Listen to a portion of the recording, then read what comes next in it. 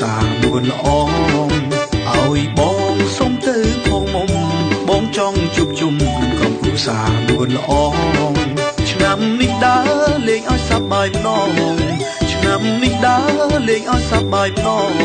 ញាតិមិត្តអូនបងយើងទៅជុំគ្នាអង្គរក៏មានវត្តដែរយើងនាំគ្នាដើរលំហែ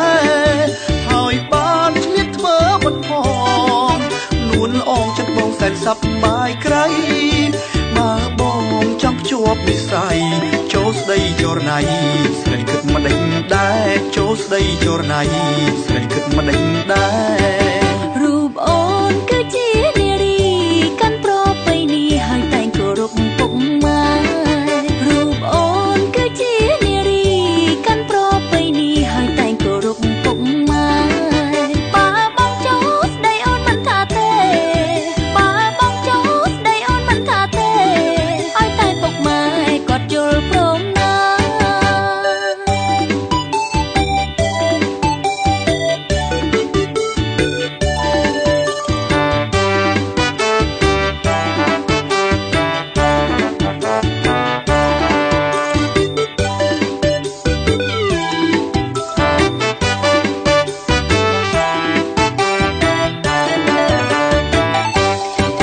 ចូលឆ្នាំខ្មែរយើងដល់ហើយតើប្រងត្រានត្រែរូបបងនឹងទៅវត្តណា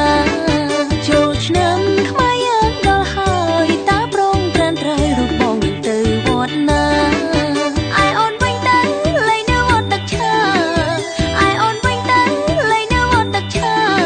ឬចូលយាត្រាទៅលេងអង្គរ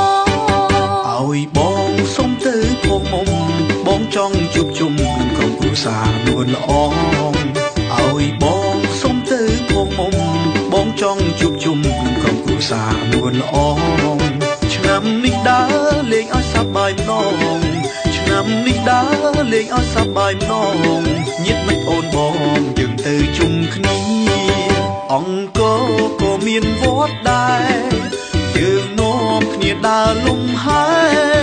ហើយបានឆ្លៀតធ្វើមិនផងនួនអងចិត្តបងសែនសប្បាយក្រៃបើបងចង់ភ្ជាប់និស្ស័យចូលស្ដីចរណៃស្រីគិតម្ដេចដែរចូលស្ដីចរណៃស្រីគិតម្ដេចដែររូបអូនគឺជានារីកាន់ប្រពៃណីហើយតែងគោរពពុកម៉ែរូបអូនគឺជានារីកាន់ប្រពៃណីហើយតែងគោរពពុកម៉ែបើបងចូលស្ដីអូនមិនថាទេបើបងចូលស្ដីអូនមិនថាទេឲ្យតែពុកម៉ែគាត់យល់ព្រមណា